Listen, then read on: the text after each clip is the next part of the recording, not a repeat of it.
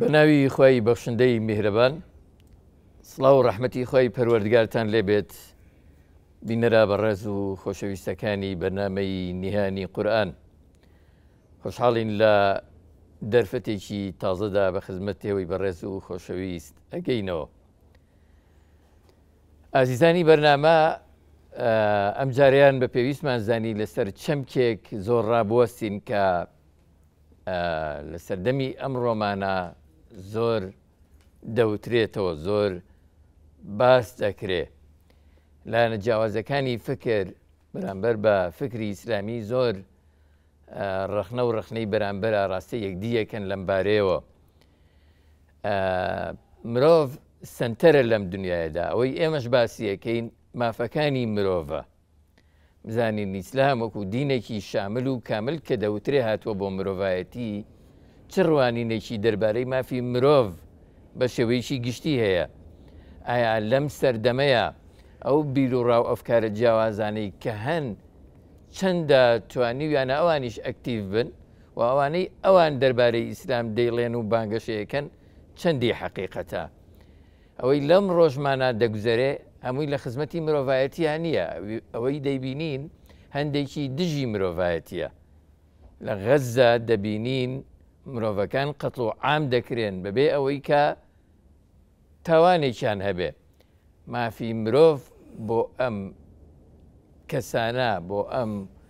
مرۆڤانە لەکوێیە، بۆچی نایە داکۆکی لە مافەکانیان بکە؟ زۆر پرسیار لەم نێوەندەیە دێتە گۆڕێ. ئێمە بە پێویستمان زانی لەگەڵ بەڕێز دکتۆر کەریم ئەحمەد شارەزا لە بواری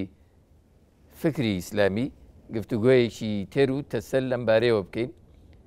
سەرەتای بەرنامە بەگەرمی بەخراتی بەڕێزیان کاک دکتۆر خێر بێن. جارێکی تریش عەزیەتماندای نەکەین. سپاس بۆ ئامادەبوونتان. بەخێرهاتنی ئەم بەڕێزانە شەکەین، ئەم گەنجانە زۆر خۆشحاڵ بووین کە بە بەرنامەکەمانە ئامادەن. هیواداری نێوەش بتوانن بەشداری ئەکتیڤ بکەن لە گفتوگۆکەمان. کاک دکتۆر، ئەمانەوەی لە تێڕوانینی ئیسلام بۆ مرۆڤ، بۆ مافەکانی مرۆڤ دەست پێ بکەین. خی گەورە کە مرۆڤ خەڵق دەکات، دەینێرێتە سەر زەوی، پەیامەکانی بۆ دەنێرێ. لەنێو ئەم پەیامەیە چ جۆرە مافێک بە مرۆڤە دراوە؟ بەناوی خی گەورە مێهرەبان، درود و سڵاو لەسەر گیانی پاکی پێغەمبەری خۆشەویستمان. سەرەتا ئەم هەلا قۆزمەوە بۆ ئیدانەکردنی ئەو هێرشە دڕندانەی لەسەر غەزە کرا، ئەوە دەرخەری حەقیقەتی مافی مرۆڤە، ئەوەی کە غەرب ئیدعایە کات و بانگەشەی بۆ کات و ئەمانوێ ئەمە بکەینە بەشێک لە شایەتێک لەسەر حقیقەتی ئەو مافی مرۆڤەی کە لە هینە. زۆر زۆر باش. ئێمە شەرمە بەسمانە تیشی بخینە سەر کاک دکتۆر، فەرموو. طبعاً بۆ باسکردنی هەر مەبەستێک پەیوەست بێ بە مرۆڤەوە، ئەبێ یەکەم جار بگەڕێنەوە بۆ پێگەی مرۆڤ لە ڕوانگەی ئەو ڕێبازەوە کە باسی مافی مرۆڤەکە، ئەو جێتەی باسی مافی مرۆڤەکات لە ڕووی سەرچاوەیەوە و لە ڕووی وەزیفەیەوە و لە ڕووی یان لە ڕووی سێخا و لە ڕووی داهاتوویەوە. ئەگەر لێ بڕوانی بۆ ئیسلام چۆن بۆ ئینسان ئەڕوانێت و بە پێی ئاین ئیسلام وەزیفەی ئینسان چیە لەم ژیانە و مەسیری ئینسان بەرەو کوێچێت و بە بەراورد لەگەڵ ئەم تیۆریە یا فەلسەفە وەزعیانەی کە هەیە بەراوردی بکەین، اینجا بۆمان دەرکوێ باڵادەستی بۆ کەملایە. تۆنە پێشەمشتەی بیرمان نەچێت کە ئەمە ئەڵێن ئیسلام یان ئیسلام ئاینی خوا، ئاینی خوا ئاینێک دەستکاری نەکراوە. ئێمە حکمان بەسەر یەهودیەت نییە کە بە تاکید دەستکاری کرا. ئەگەر بڕۆی سفرەکانیان بخوێنیت و درڕندەی وای تایە بە خەیاڵ کەسانە، یعنی ئەمڕۆکە لە ئیسرائیل ئەکرێ لە ناو کتێبەکانیان هەیە. قەتعەن ئەوە کەلامی خوانیە سبحانه وتعالى، ئیلا ئەمە ئەو شتانەیە کە دەستکاری کراوە کاڵێ چوتە هەر شارێ ئەوەی ڕۆح لەبەرە هەمووی هین بکە بە مناڵەوە، بە ژنەوە، بە پیرەوە. ئەمە بە تاکید ڕنگدانەوەی ئەم مارسانی لە غەزا کرێ،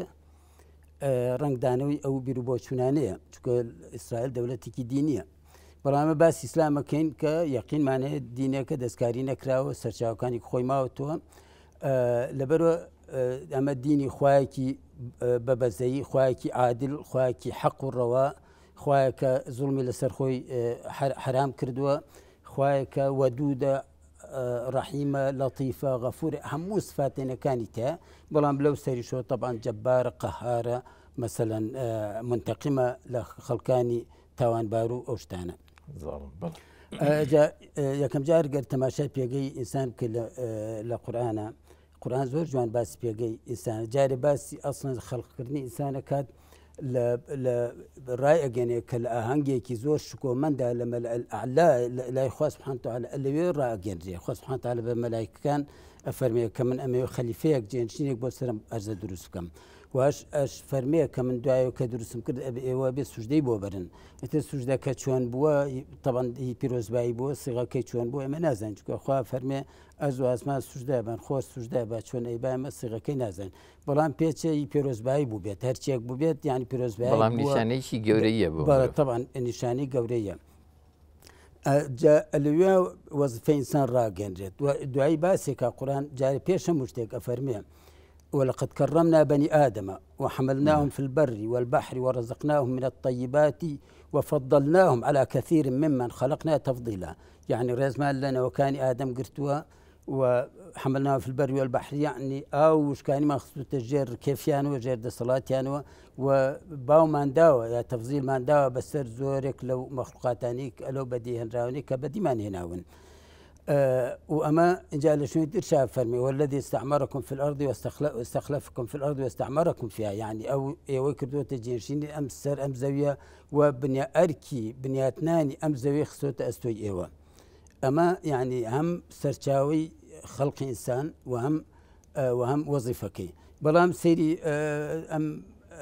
ريتشكا وريبازا وضعيانا بكدس كردان أمروكا شون بو إنسان أروانا إنسان أصلكي هاوشوي حيوانات وآجل شتكاني تر وكو تيوري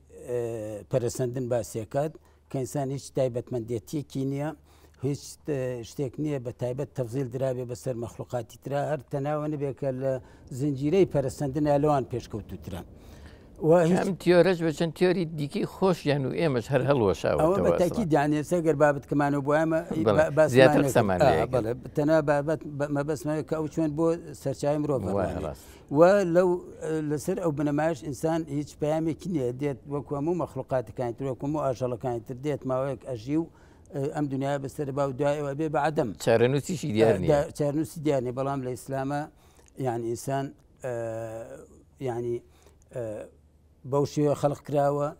وەزیفەی دیارە وەزیفەکەی دیارە وە لە نیشانەکانی بایەخدانی خوا خوا سبحانه وتعالى بایەخی زۆر تایبەتی بە ئینسان داوە ئەوەی پەیتا پێغەمبەرانی بۆ ناردووە ڕێنماییان بکات چۆن ئینسانانە بژین خۆتزانی ینی لە خەڵقی ئینسانەکە کاتێک گەڕێت بۆ سەر خەڵقی ئینسان خوا سبحانه وتعالى ئاماژە بۆ دوو ڕەگەزەدا لە خەڵقی ئینسانە قوڕێکی وشکی ترشاو لەگەڵ ڕۆحی فویەک لە خوا سبحانه وتعالى ئەو قوڕە وشکە ترشاوە يعني إنسان أجر بيتو دسي الأخوات بيتو دواي منهج إخوانك بوي هي لأجل خراب تربية وكو خوي أفرمي أولئك كالأنعام بل هم أضل يعني سامرو كم كشتاري بلنا أجلام كشتاري نية برسيبو نيتشركي أخوا أي كوجه برسي نبو دسي بونابا مثلا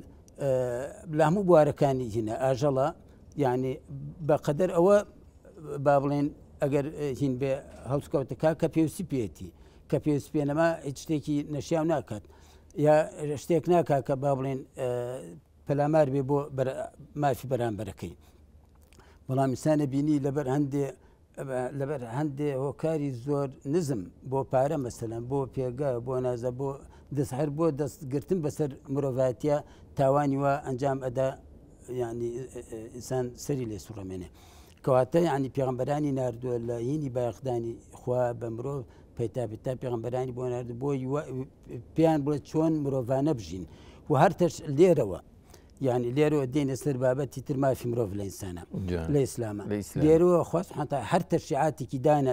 ناردبێت لە ڕێی پێغەمبەرانیەوە بۆ ئەوەی ئینسان تحقیقی ئینسانێتی خۆی بکات وەکو ئینسان بژی یعنی شایانیەوە یعنی ئینسان ئەم فۆی کە خوا تێکردوم و هەلیە کات يعني بابلين شياوي أو كبيوندي بخواور بكات ك يعني تشريعات الخواور بقرت ئەمە مقامێکی زۆر گەورەی و بەرزە ئینسان ئەگەر پێی بزانێت. ئەگەر ئێمە کاک دکتۆر مەسەرەن تەنها لە سەرەتای هاتنی یاینی پیرۆزی ئیسلامیشەوە با بڵێن قسەمان دەست پێ بکەیت جیاوازێکی زۆر لە سەردەمی جاهلیەت پێشی ئیسلام و لە سەردەمی ئیسلامە ئەبینین ئەکرێ ئەو مفرەدانە تۆزێک لەسەریان ڕاوەسین یان قسەیان لێ بکەین و پێمان بڵێ چین کە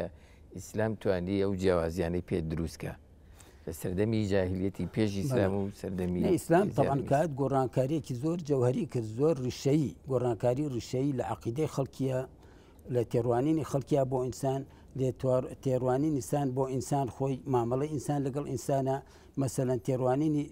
قورئان بۆ ئافرەت تەماشا بکە بۆ مەسلەی چینایەتی تەماشا بکە بۆ مەسلەی زوڵم و ستەم و ئەو جۆرە شتانە تەماشا بکە یعنی ئیسلام گۆڕانکاریێکی ڕیشەیی لە هیناکرد لەو کۆمەڵگەی خۆیان کرد لە کۆمەڵگەی پێش ئیسلامە مەسەلەن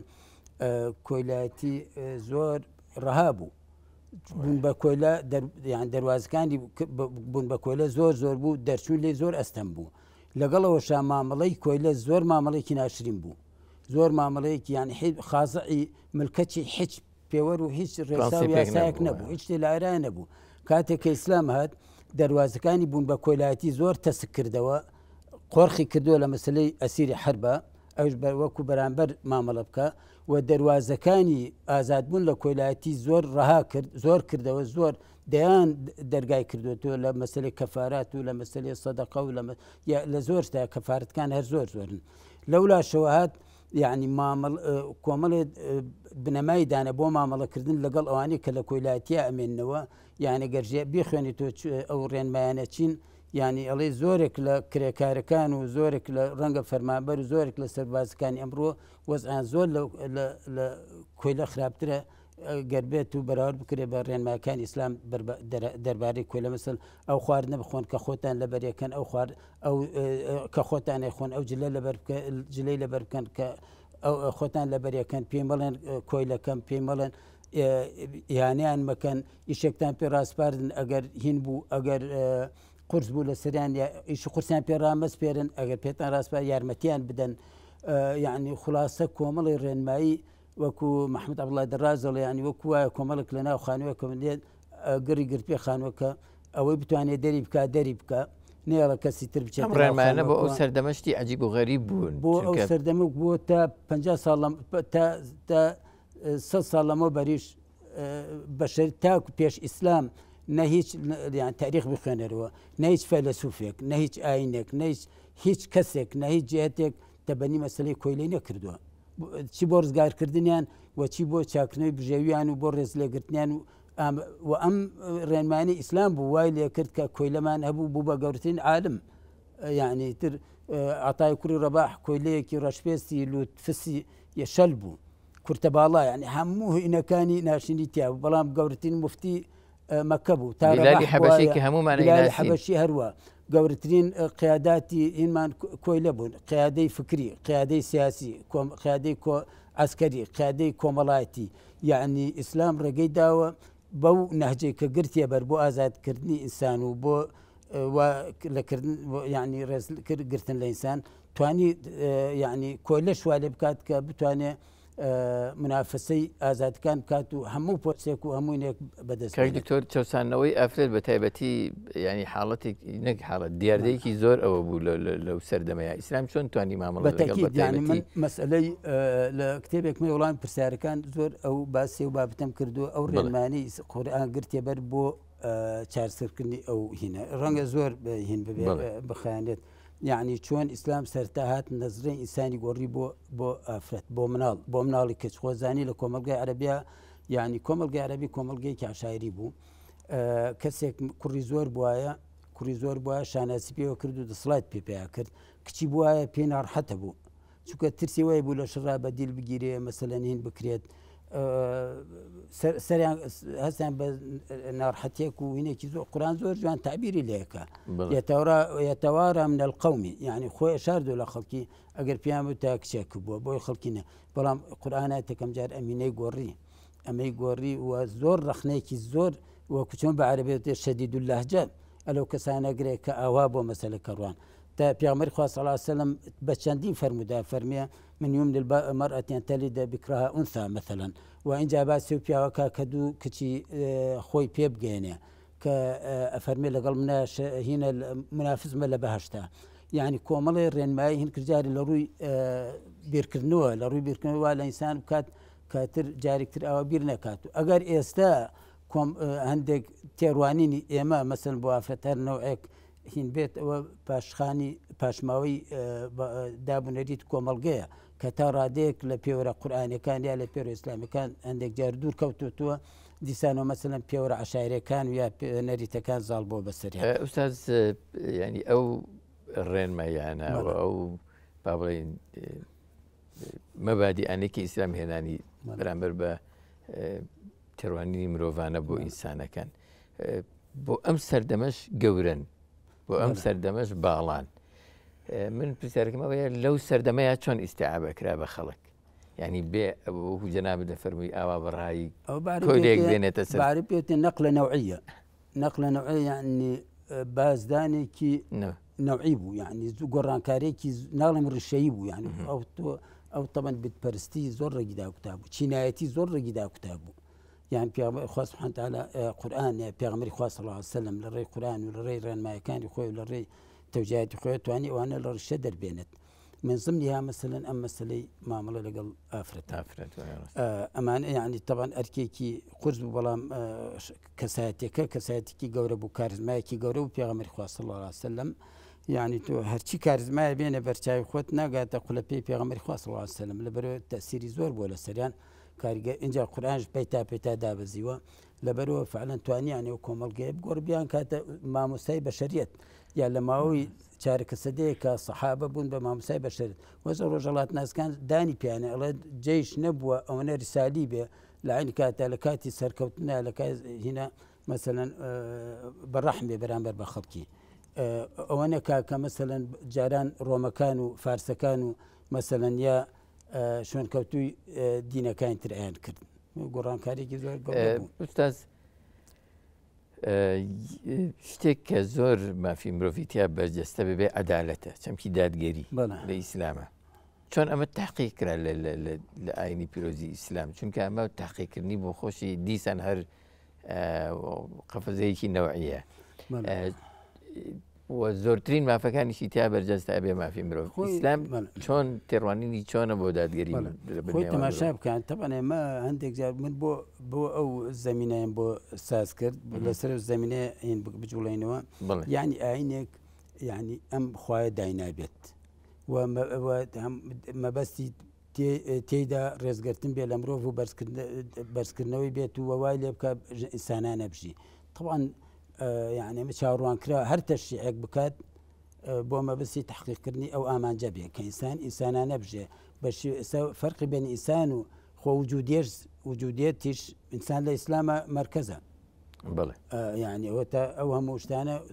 برو قران بخونرو لشندين ايات فرمي سخر لكم ما في السماوات والارض خلق لكم ما في السماوات والارض وخلق لكم ما في الارض جميعا يعني حموش كان بو ايوه خلق كرا وكانت انسان مركزه بلا مركزيه انسان لاسلامه جاوز لوجوديه مثلا وجوديه مركزيه لوجود مركزيه انسان لا وجوديه او نيك تو انسان انا بجي ارزو كانت تربك بجودانه دابو نريد كومل بي جودانه ياساي بي جودانه دين بي جودانه تشتكتر بلام انسان على انسانيه التحقيق كبورين ماني كخوا سبحانه وتعالى بوي داناي بزالبون بسر ارزو كانت بزالبون بسر نفسته بالتحكيم كردني اراده بسر ارزو كانوا ميولوا خوزاني انسان لعقله لشهواته لميوله لعواطفه لانفعالاته لروح لوش تانا بيقدد إسلام وات لك كجانبي عقل وإرادة يعني مسائل روح كان زال كي بسر داخوازي كان يجستها لبرو يعني أماوكم مبدأك لبرو يعني إما أوارو يعني بوم آينة كما دام آيني أو خوايا أو خوا عادل بحق وبالرحم ودودة كاتب يشتكان يموي حق بيت وموي لمصلحة إنسان به مسألة عدالتك يكلوش تاني خاص سبحانه وتعالى فإن الله يأمر بالعدل والإحسان وإيتاء ذي القربى وينهى عن الفحشاء والمنكر يعظكم لعلكم تذكرون. بصريحي خوا سبحانه وتعالى فرمي خوا أمريكا بعدل، وإن جاء نكروش أفرمي خوا أمريكا بقسط، خوا أمريكا بجهناني بيمان كانتان، خوا أمريكا أفرمي ولا يجرمنكم شنآن قوم على ألا تعدلوا تناد أجر حكم تانكر أجر شتيك تانكر أجر يعني رقو بابلين هيني شخصيتان برامبر مقابلة كوانا كحققي بيشيل بكن رين مايل لو باريو الإسلام القرآن زور زورا إن جاء أو رين ما أو هرشاني كالاستمكار واستمكاران أكرد يعني زور قوري يعني حتى في عمر فرمي حدث قصي خوا فرمي أبدي إني حرمت الظلم على نفسي وجعلته محرما بينكم فلا تظالموا. يعني مسألة لا يفلح الظالمون چەندین ئاە تەخوێنێتەوە کە سەرزەنشتی ستەمکارانەکە ئەتر ستەمکاران ئاستەمیان لە مافی خوا کردبێ یا ئەستەمیان لە مافی بەندەکان کردبێ تەنها ئەستەمیان لە ئاژەڵەوە جۆرەشتانە کردبێ. يعني چەمکی عەدالەت چەمکێکی زۆر ئەساسیە لە ئیسلامە، چەمکی عەدالەت لە پێشترە لە چەمکی مساوات. يعني چونکە عەدالەت ئەوە خوازە مەسەلەن دوو کەسێکی زۆر ئیشەکە کەم ئیشەکە مساوات نەبێ لە بینێنە. يعني الإسلام زياتر مسألة عدالة رتشاوكرا وعدالة زياتر يعني بختوري ينبو خلقي هنت. أوش دستور كدي ما فكاني زياتر تيادار. بالتأكيد طبعا أو وقت يعني استميت يعني. أستاذ كاك دكتور يعني أما أجر سري دولتي مدينة بكين لسردمي بيغمبر عليه الصلاة والسلام. هم كميني تيابو كميني بابلين آيني جولك كاني تيابو مسلماناني تيابو كافرو مسلمانی تیابوو مەسەلەن پێغەمبەر صلی الله علیه و سلم قەزاوەتی تیادا کردووە جەنگ و جیهادی تیادا کرد لە کۆی گشتیە چۆن مامەڵەی کردووە پێغەمبەر لە ڕوانگەی مافی مرۆڤەوە لەو دەوڵەتەیە. من لە هەڵقەی پێشەوە گەربیری بێ ئاماژەم بە فەرمودەی بە شتێک داوتم پێغەمبەری خوا صلی الله علیه و سلم روایەتەکە فەرماتە رسول الله ورسول الله درع مرهونة عند يهودي. پێغەمبەری خوا فاتی کرد درعەکەی لای جوولەکەی بەڕانی لە کاتێک کایتوانی بە مسلمانانی مەدینە پرشاخێ لە کاتێک توانی لای ئەبوو بەکر بێنێ. طبعا ئەوە تەمام پەیامێک بۆ مسلمان بووین. اینجا گەر ئەو ئاەتانەی سورەی نیسا بخوێنیتەوە لە سورەی حادسەکە باسینە کە مسلمانێک لە ماڵە دزیەکە دوایی ئاردەدزێ ئاردەکە باتە ماڵە جوولەکەیەک جوولەکە نازانێ مەسەل جێڵە لای خۆتەڵی گرە بووم دوایی کە خانماڵ کەشف بە دوای نەکاگەرن ئەم کابراینەکەڵێ جوولەکە دزیوێتی ئەڵە جوولەکە دزیوێتی. طبعا نیشانەی ئاردەکەش با بڵێن هەر شایەتیدا لەسەر کە جوولەکە بردوێتی جوولەکەوتی ئەم کابرای هێناوتی یعنی کەنەوە پێغەمبەرش خۆشی حەزێ کرد یعنی هینیان ئەوە بوو کە بە دووریان نەزانانی ئەو مسلمانە دزی بێتی لەبەرەوە خەریک بۆ عقوبەی جوولەکە قورئان دابەزی چەندین ئاەت دابەزی لەسەرەوە تەنانەت خوا بە پێغەمبەر وەلا تەکون للخائینین خەصیما يعني مسلمانەکەی بە خائین ناوزەت کرد. يعني ئەمە پەیامێکی زۆر ئەمە پەیامێکی زۆر گەورەی بۆ مسلمان کە یعنی جیاوازی دین یا جیاوازی زمانە هەر جۆرە جیاوازیەک ڕێگرنیە لە بەردەوەی کە مافەکەت پێشێل بکرێت. ئەو ئاەتانەیە هەر کەسێک بخوێنێتەوە یان بەڕاستی پەیام هینێکی دەستورێکی زۆر گەورەی بۆ مامەڵەکردن چۆنێتی مامەڵەکردن لەگەڵ کەمایەتیەکانە یا لەگەڵ غەیری خۆتە. بەڵێ بڵێ کاک دکتۆر یعنی شتی زۆر هەیە باسی بکەین بۆ سود لە کاتێکە وەرگری لەم سەردەمەیە مسلمانان فکری ئیسلامی ئیسلام زۆر ڕوبەڕووی نەقد دەبێتەوە لەلایەن خۆراواوە چزانم لەلایەن ڕێکخراوەکانی تایبەت بە مافی مرۆڤەوە لایەن ئەو دەوڵەتە ئەوروپیانەوە کە بانگەشەیەوەکەن بە دوای مافەکانی مرۆڤەوە بنایمەوە سەر وردەکاری ڕخنەکان بەڵام بە شێوەیەکی گشتی تۆ پێمان بڵێ ئەم ڕخنانە لەکوێی ئەوەن ڕاستیان ڕخنەکان ئەوانەی کە ئەگیرێ ئەو کەسی کە ڕخنەیەکرێت تەمەند لەکوێ سەرچاوەگرێ ئەو ڕخنانە لە تێڕوانینی خۆیەوە بۆ چەمکە جیاوازەکان مەسلای ئەو ئازادی چییە؟ ئەگەر تۆ بە شێوەیەک مامەڵەت کرد جیاواز بێ لەو تێڕوانینی ئەو بۆ ئازادی ئەوەختە لای تۆوە مافێکی پێشێل کرد بێ مەسن لای ئەو مەسەلەن یعنی ئەو چەمکەکان خۆی پێناسییانەکە چەمکەکانی خۆی تێڕوانین خۆی بۆ ئازادی مەسەلا بەلای ئەوە ئازادی مەسەل ئەوەیە خۆ ئەگەر بێتە سەر مەسلەی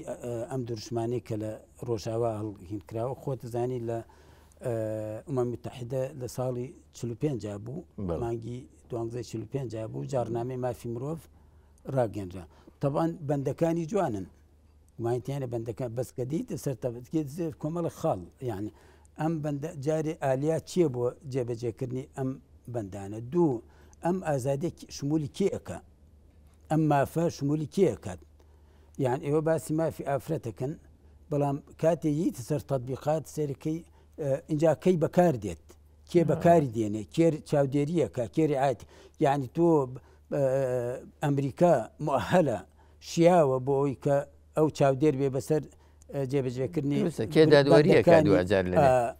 وەکو عەرەبەڵێ فیکە شیعرەکەڵە فیکە الخصام وأنت الخصم والحكم ئەمریکایە کە سەرتاکەی بە ئیبادەکردنی 50 ملیۆن هنوودی حمر دانیشتووی ئەسڵی ئەمریکا دەست پێکەن بە زوڵم ناویان نا حمر هنود الحمر وەکۆی کە وەکو درڕندە نیشانیان بن ئەمریکای خاوەنی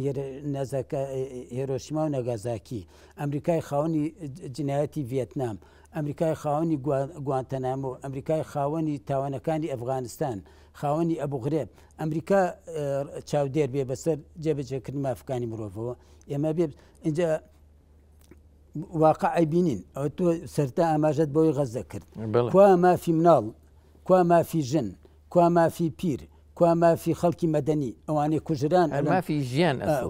ئەمانێ ئەم گریمان حەماس تاوانێکی کرد کاکتاوانی کە 1000 کەسی کوشت 1000 کەسی کوشت و ئەوەنە کەسی بارم تەگر کوشتنی 1000 کەسی ئەوەیە کە تۆ قتاعێک یان کەرتێک بە تەواوەتی تەختکەی لەسەر لەگەڵ زەویە زیاد لە 50,000 کەسی لێ بکوژی هەموو شعبەکەی دەربەدەر بکەی اینجا بۆ شارنوەسی حەساران لەسەر دروست بکەی نێڵی کاربیان بۆ بڕە ئاویان بۆ بڕە ئازوقیان بۆ بڕە دەرمانیان بۆ بڕە ئەمە عەدالەتە یعنی اینجا بۆچی کوا ڕێکخراوەکانی جارنامەی ڕێکخراوەکانی مافی مرۆڤ مافی ئافرەت مافی منداڵ ئەو هەموو منداڵانە کوژران بەمای ئەم ساڵۆنی و ئەڕوات لە تاوانی چییە؟ تەنانەت ئەخلاقی جەنگیشیان نییە جەنگکردن کەواتانی مەسئلەی مافی اینجا مافی مرۆڤ کەی بەکاردێ ئوستادگیان ئێمە مشکلی ئێمە ئەوەیە کە غەرب لە وڵاتی خۆیانە مافی مرۆڤ ینی ڕەچاوکەن بۆیە خەڵکانی ئێمە کە ئاچن بۆوێ ئەلەوێ هەڵە خڵەتێن فری و ئەخۆنکە و مافانە ئەبینن یان بە شانوباڵی غەرباڵ نازان هەر ئەو غەربەیە هەرو ئەمریکایە دەسەڵاتە دیکتاتۆرەکانی حکوومەتە دیکتاتۆرەکان لە وڵاتانی ئێمە سەپاندۆ بەسەر ملەتانە و هەر ئەوشە چاوپۆشی لە هەموو تاوانەیەکیانەکە ئللا لە کاتێکا کە گەرم حکوومەتانە بیانوێ سەرپێچیەکی فەرمانەکانی ئەمریکایە وڵاتانی زلهێز بکەن ئەو کاتە یەت ئەم وەرەقانیان بۆ دەرخە یان ئەم مەسەلی مافی مرۆڤ و ئەم جۆرەشتانە مافی ئافرەت و کەمینە و ئەم جۆرەشتانە هەموو تەزیلەکرێ بەڵام ئەمێنێت سەر هەڵوێستی حکوومەتەکە ئەگەر ئەم حکوومەتە لەسەر لەگەڵ هەوا و ئارەزوو زلهێزەکانە ڕۆیشت ئەمریکا ئەوە چاوپۆشی لێکەن هەر کاتێنە ڕۆیشت یەکسەر وەکوینێک بۆی بەرزەکەن و لەسەر ئەساسیەوە ماف ئەدەن بە خۆیان بێن تەدەخل لە ئەو وڵاتانە بکەن ئەگینا ئێمە ئەسڵەن ئێمە من کتێبێکم لە باسی ژیان نامی پێغمبەرەکە کابرایەکی ئەمریکی نووسوێتی حەز بەکردبیان بەس نەمدۆزیوە باسیەوە کاڵێ ساڵی 2002 11 سپتەمبەر ویستم لەسەر ژیانی طبعا خۆزانی 11 سپتەمبەر هەندێکی زۆر بوو لە ئەوروپا لە غەرب بۆ دراسەکردنی ئیسلام مزمنیان نووسرا نامەی دراسی ژیان نامی محەممەد بکەم صلى الله عليه وسلم ئەڵیانی لەو کاتە یعنی طبعا مەدحی ئیسلام بوو بە وەکو خیانەتی لات بوو وەسفکردنی ئیسلام ئەڵێ لەوێ یعنی لە غەربا لە ئەمریکا یعنی مسلمان وەکو ئینسان نازانن یا مشکلەکەوەی ئێمەی بەزی و یعنی ئەلمانیا بەزیوەکانی وڵاتی خۆمان نازان کە غەرب بۆ ئێمە وەکو ئینسان تەماشا ناکات جوولەکەی سەر لە فەڵەستینەکە وەکو ئینسانتە بەخۆ وەزیری هینیان بوو وابزان وەزیری حربیان بوو وتێمانە حیواناتن ئەبێ ئەمانە حیواناتێکی زیان بەخشن ئەبێ لە ناو ببرێن ئەوان بۆ غەیری خۆیان یعنی مافی مرۆڤ جاری کێ بە مرۆڤ ئەزانن ئەمە تامافی بدەنێ بڵێ ئێستا مەسەن تۆ هەندێک تاوانەکەن تاوانەکە مزعفە یعنی چۆن مەسەلە دێ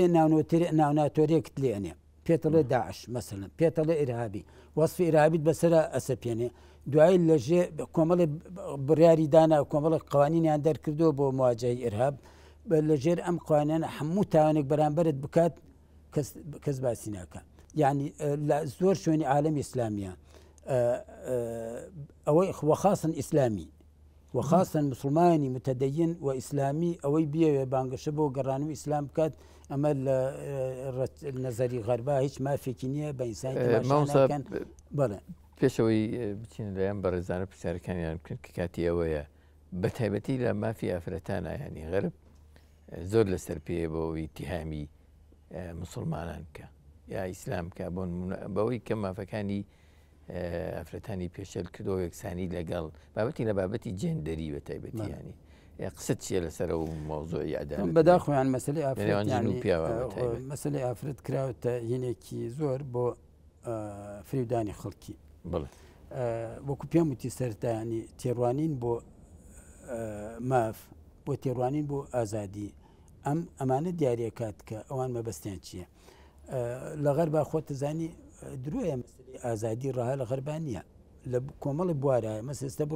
بڕۆ یەک کەس گومان لە سەر هۆڵۆکۆست دروست بکات یەکسەر محاسەبە کرێ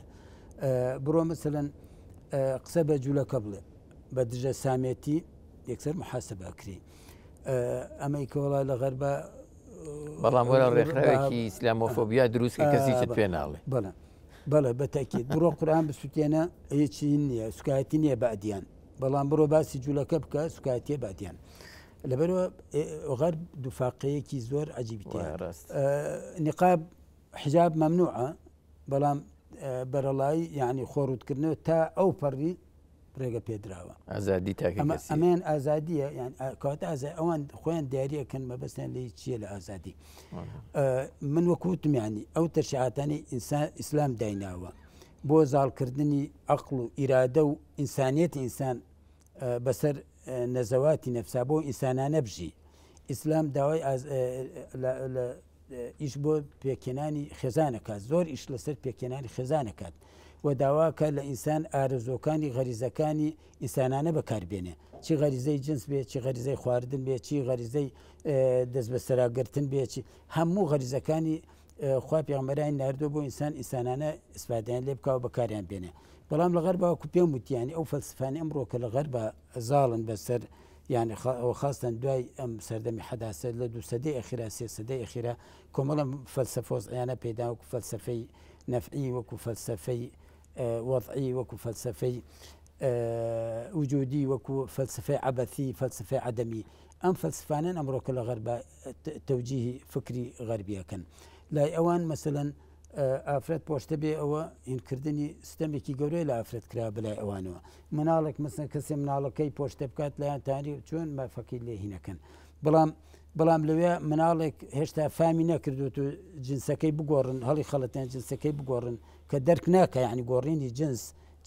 چی مشکلەیەکە لە مستەقبەلا بۆ مناڵە چونکە هێشتا نەگەشتوە ئاسیەوەی کە بڕیار بە بەڵامانە بەلایەن و ئاحتیادیە هەرچەند سەر ترامپ مەساعاتەوە ئەم شتەی منع کردووە بەڵام مەترسی ترامپ لەلایەنە درندایەتەکەیەتی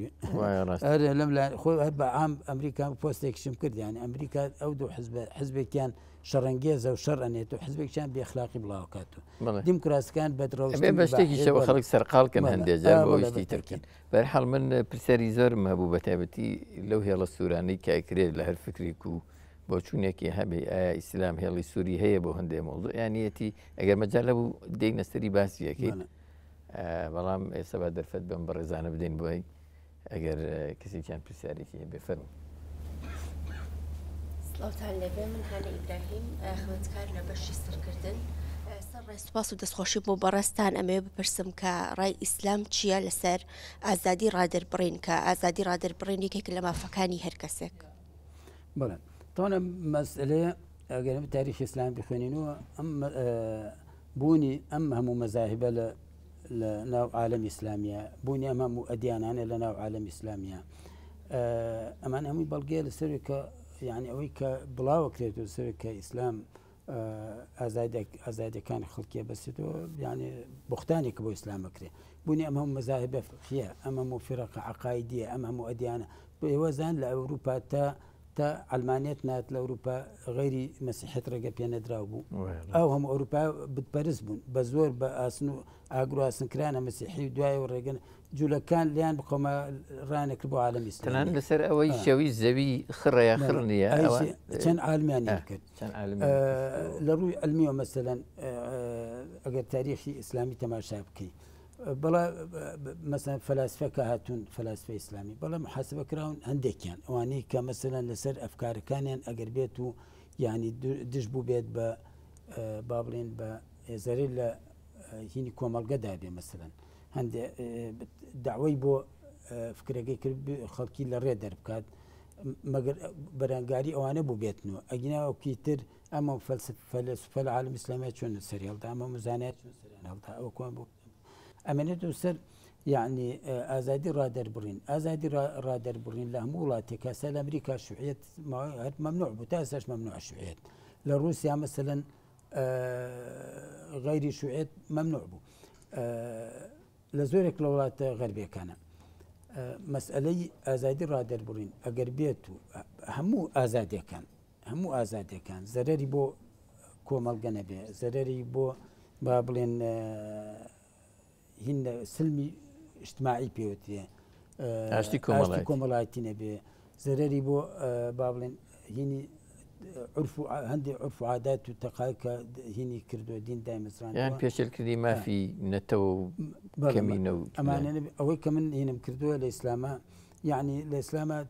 لەکوێ ئەژی چۆن ئەژیای چۆن قسەکەی چی لە بەرەکەی هەموو بەس چۆن لە بەرەکەی تەوان لە چوارچێوە شەرعە چی کەسابەتێکەکەی بەستەوە عەرق فرۆشت نەبێ یەنەبیری شتەکان ئەوانەی کە محرەمن زۆر شتێکی کەم بوون ئەوانەی کە چۆ علەماڵن الأصل في الأشياء الإباحة يعني ئەسڵ هەموو شتێک ئەگەر دەقیشی لەسەر ناتبێ ئەوەی کە حەڵال بێت ئیلا ئەگەر شتەکە ینی بەهین لە ذاتی خۆیان شتەکە زەرەرمەند بێ زەرەر بە سەحەت بگەێنێ زەرەر بە کۆمەڵگە بگەێنێ زەرەر مەسەلەن خەبیث بێ بچێتە بابی خەبائیثەوە ئەو وەختە ڕێگە پێ نەدراوە ئەمە تەواو دراسی زۆر لەسەر کراوە کە مەسئلەی سا عەلی ڕزای خوا لێبێ کە لە سەردەمی عەلیە کە خەوارج پەیدا بوون ئیمام شافعی فەرمێ لەولا عەلی لەما عولم حکم الطغاة ئەگەر عەلی نەبووە نەمازای لەگەڵ نەیارانە چۆن قسە بکەن حکم البغاة نەک بغاة يعني بغات ئەوانن کە دەستدرێژەیەکەن ئەوانەیە کە لە دەوڵەتە لەگەڕێنەوە وتەیەکی مەشهوریشان ئێکاک دکتۆرە بدەن هەر ئیمامی عەلیە خۆی لێ ڕازی بێ فەرمێ مرۆڤ بە ئازادی لەدایک بووە ناوە قسەی عومەر ڕەزای مەتى استعبدتم الناس وقد بۆ نیشانەیەکی باشە بۆەوەی يعني ئازادی ئێستا مثل خەوارجەکان ئیمامی عەلی فەرمێ يعني بۆمە لەسەرمانێکە ڕێگەتان لێ نەگرین لە مزگەوتەکانە ڕێگەتان لێ نەگرین لە هینا ئەگەر شەڕ بوو شەرتان لەگەڵا نەکەین دەست پێشخەر نەبین ئەگەر شەرمان کرد و دەستکەوتی شەرمانە بوو بێبەشتان نەکەن ئەگەر بەشدار بوون ئەگەر ئێوە دەست پێشخەر نەبوونەوە دەست پێشخەر نەبین ئەمە لە کاتی کە خەوارج فئەیەکی هین بوون یعنی ئەم مۆزایکەی کە لە عالمی ئیسلامیە هەیە کە ئەمە بەڵگەیە لەسەرەوەی کە ئازادی هەبووە و ڕەچاویش کراوە تەنانەت لە بەرامبەر پێغەمبەری خۆشە کاک دکتۆر کاتێک لە جەنگی بەدرە بە پێغەمبەرە فەرمونە مە وەحی خوایە تۆ بۆ نمونە مەسەلەن لێرە بارگت داناوە یان وەحی خوا نییە مەسەلەن لە بەرامبەر ئەوەیە کە وەحی خوا بوو قسە ناکات بەڵام وەحی خوا نەبوو ئەوە مافی ئازادی ڕادەڕوین بە خۆیە داڵێ ئەی بۆ نەچینە مەسەلەن زۆرێک کاک عەباس خۆی ئێمە طبعا حکمی ئیسلامی نەکرا بە مؤسسات ئەم مؤسساتە هی ئەمڕۆیە بەڵێکە داهێنان ئەمڕۆ ئەگینا لە ڕێنمایەکانی پێغەمبەر و ئەبوبەکر و عومەر و ئەمانە عەلی و عوسمان وانە مثل عوسمان ڕزای خوا لێبێ ئەوە مستەورەی دژەکەن ڕازی نییە کەسێ لەبەر خاتی خۆی بکوژرێت بەڵام لە سووریا بە شاسە چەند ملیۆنی کوشت چەند ملیۆنی دەربەدەر کرد چەندین کرد بەسەوەی خۆی لە دەسەڵاتی وڵاتی خۆمان ڕزای خوا لێبێ ڕازی نەبووە کەس لەبەر خاترەوە بکوژرێت عومەر ڕزای خوا لێبێ هەوڵێدا ڕۆحی هەست بە بەرپرسیارەتی و بە محاسبەکردنی دەسەڵات لای خەڵکا دروست بێت کە خەڵکاتو پێێت عومەر اتق الله عومەر لەخوا بتسە خەڵکیاتون چۆن ئەوێری وا بە عومەر بڵێ عومەرە فەرمێ خێرتانتیانی ئەگەر نەیڵێن و ئێمەش خێرماتیانی ئەگەر گوێ لێ نەگرین تەنانەت یعنی عمر زي خوالي أبو بكرش أبو بكر فرمي وليت عليكم ولست بخيركم وجدتم عندي اعوجاجا قوموني عمر شفرمي راس لاريك كان لي بينيم لو هي كموافق كتاب السنة بقوم كان لو هي مخالف بوم راسم كان هست هول أنا دا أم هستا للاي مسلمان دروس كان حتى معاوية كقصي فيها وتري جاري كان لسر منبر وتي شو سر منبر وتي أم مالي خومانو بدينك أركي أيدين هفته جمعة يكم جمعة دواميش وتي هم قصيك مالي خومانو بمانو بدينك أيدين هفته سيم صحابي كل صوتنا ومالي خوايا توبوتني هني بكوتي هني كوتي الحمد لله تو رزقار كردم ترسان برو حديث بكم ك بيغمر هرشاكا لو صلاة داراني ك وما مال لقل مال دولتها كان يا هناك مالي خوان بيت يعني هستي كر يعني زندو كرنوي هستي هني هسبة برسارتي لا ناو خلقية برامبر ده صلاة لبرو لا مبارك كان لبواري علمية لا مبارك كان هاني إنساني شدا كدكتور هاني إنساني شدا ويكافرمي أفضل الجهاد كلمة حق كلمة الحق سيد الشهداء حمزة ورجل إلى قام إلى ملك جائر فنهاه فأمر فقتله يعني هموش تك إسلام تشريع كرد بي بو يعني أوي إنسان والي يبقى إنسانا نبجي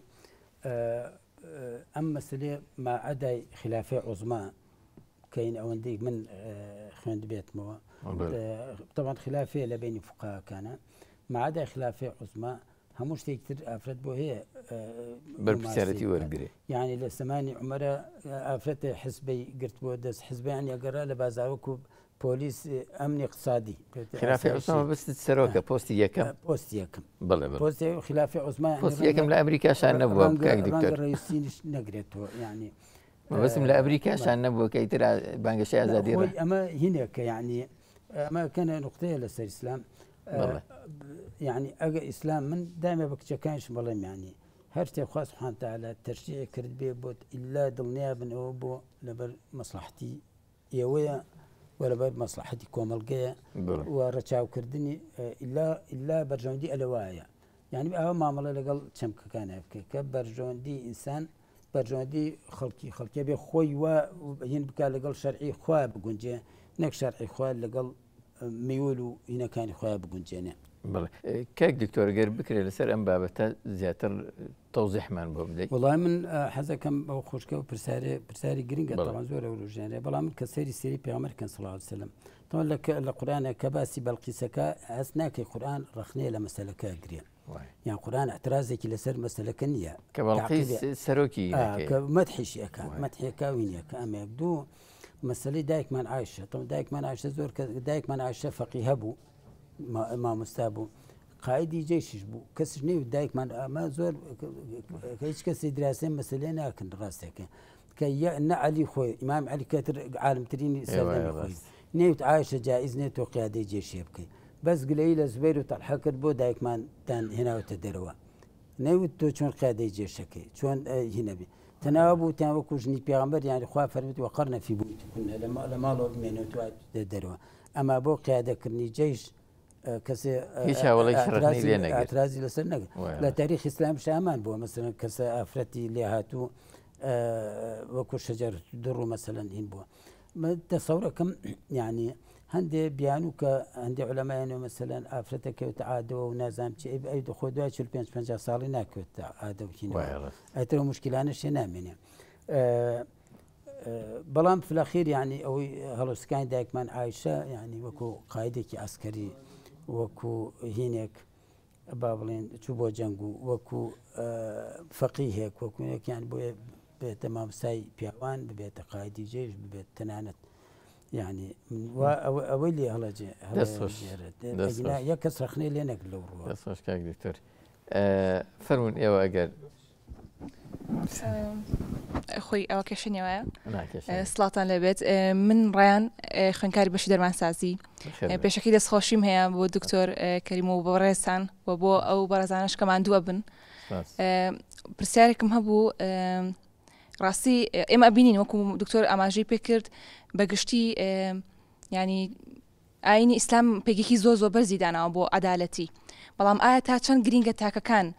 بەو شێوەیە مامەڵە بکەن ئایا تا چەند گرینگە بۆی ببین بە نمونەیەکی جوان بۆ ئاینەکەمان و کاریگەری هەبێ پرسیاری ئەرزی واقعەکە بەڵە خۆی ئوستاد ئێمە یعنی مەسلەی هەندێک جار یعنی تێنەگەشتن لە ڕۆحی ئیسلام تێنەگەشتن لە مەقاصدی شەریعەت زۆر جار کێشە بۆ ئینسان دروستەکە اینجا مەسلەی پابندبوون خۆ سەرتا باسمان کرد یعنی ئینسان پێکاتوە لە عەقڵ و دکتۆرەوە بۆ تاکیش ڕاستە ئەو پرسیارە بۆ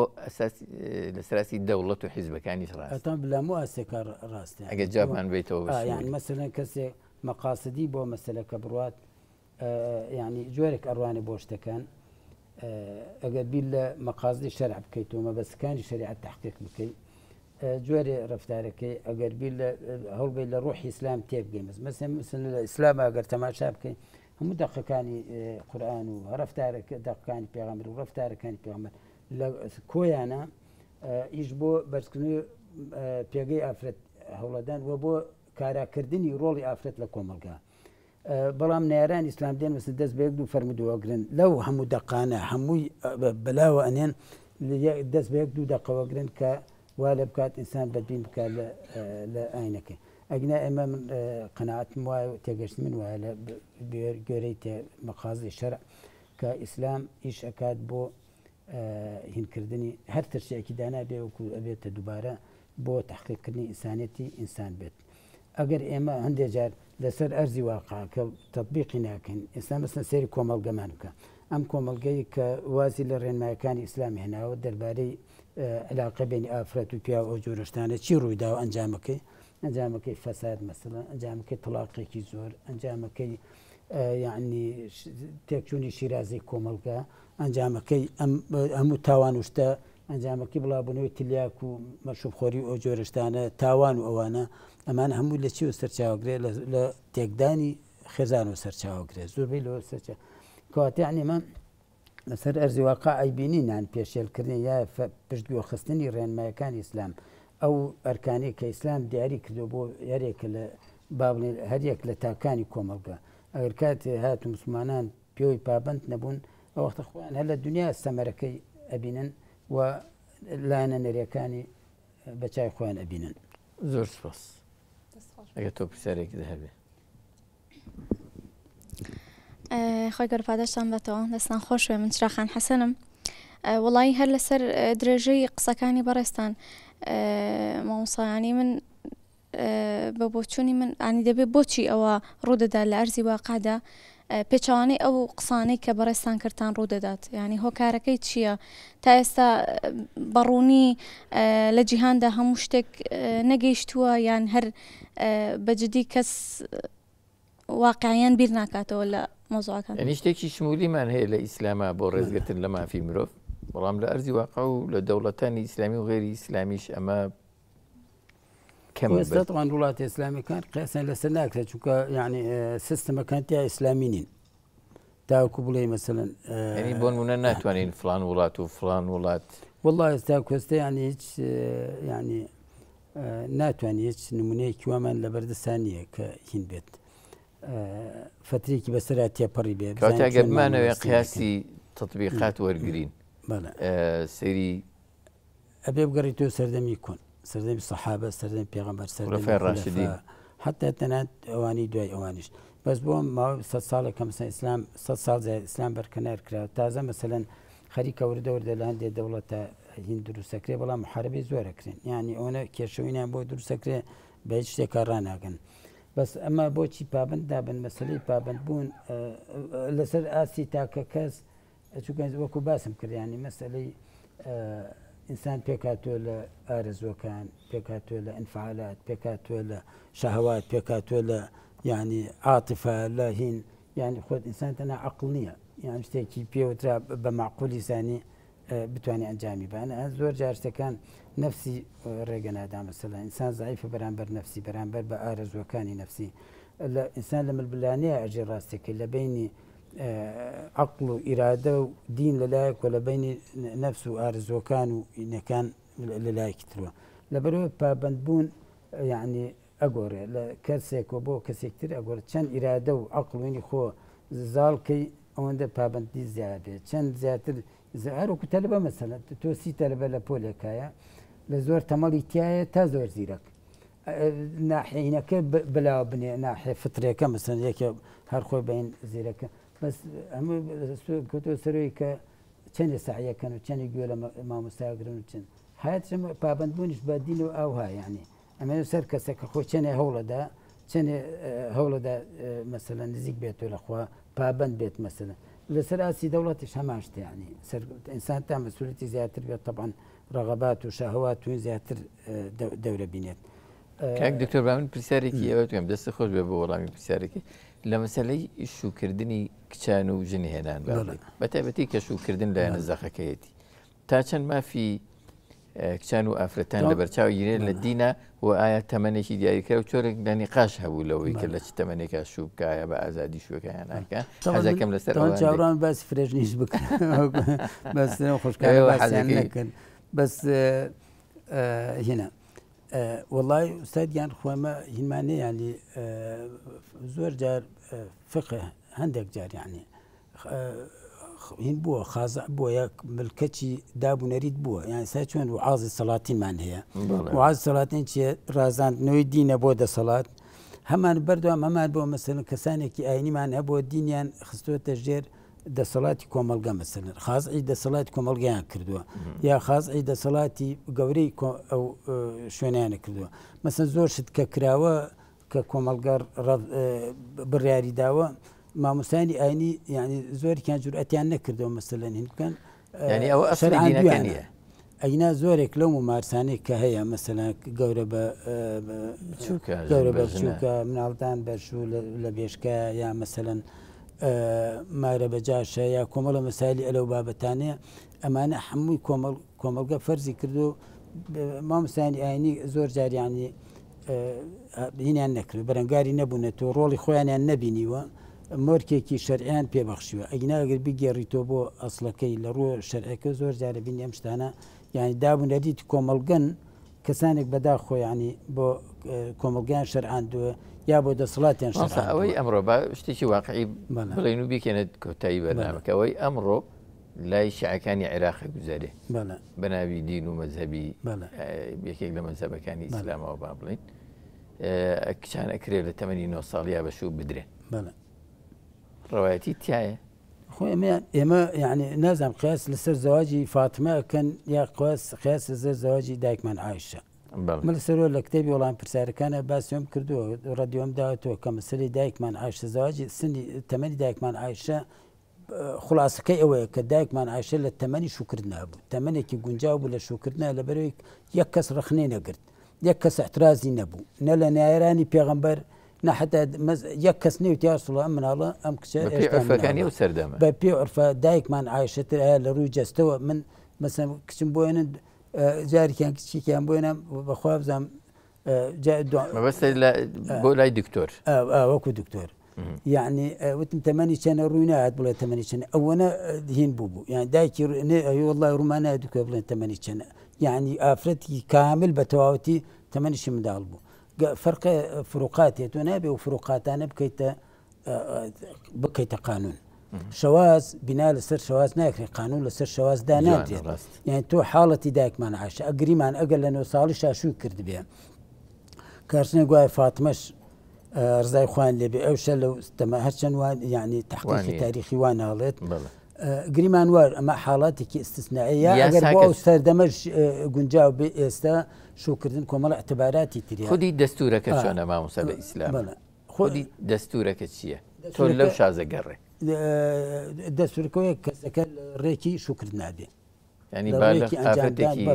عقلی باڵغی ئەمڕۆ کە توانێن دێشت مەسەلەن جاران ئەمڕۆکە نۆتجی نەفسی بۆچی ناتوانانی تەمەنێکی دیاریکرا بڵێ فەرقەکە لە یعنی ئافرەت بۆ ئافرەت فەرقەکە بەستوانی بە شێوکی عام شتێک دابنی کە ئەگەر تۆ بە شێوکی عامدای بنەی تێگەیشتنی خۆت چەندانەیە ئەم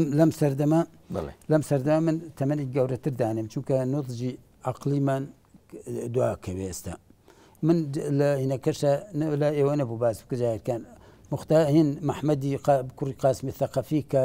هند و ئەو وڵاتانەی فتحکرد زانی تەمەنی چەند بوو 7 ساڵ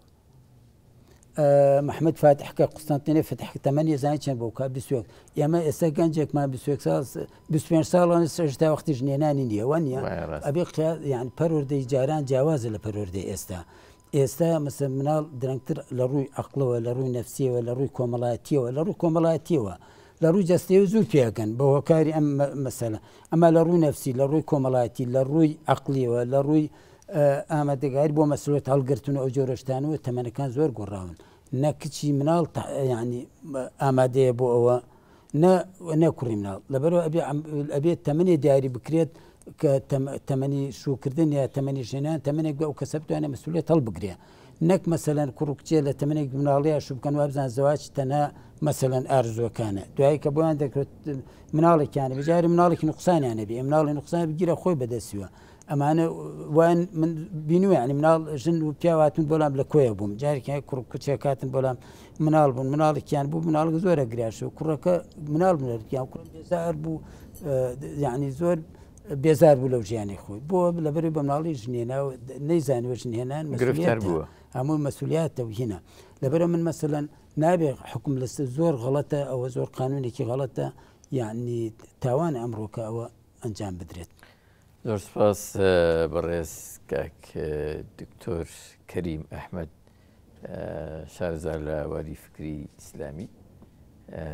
بۆ قسەکردنمان لەسەر تەوەری ئەم جاری بەرنامەکەمان مافی مرۆڤ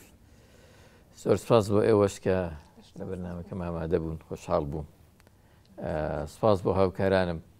کە وەکە میشا کاک ئارام و کاک سالم و ستافەکەیان کامێرەمانەکان سپاسیان دەکەم کامیشا لەگەڵ بەرنامەکەمە زەحمەتێکێشن و دڵسۆزیە نوێنن و ماندووە بن سپاس بۆ بینەرە ئازیز و خۆشەویستەکان کە لەگەڵمان بوون تا بێگەیشتنەوەی تر بەخواتانە سپێرین شاد و سەرگەوتوو بن خواتان لەگەڵ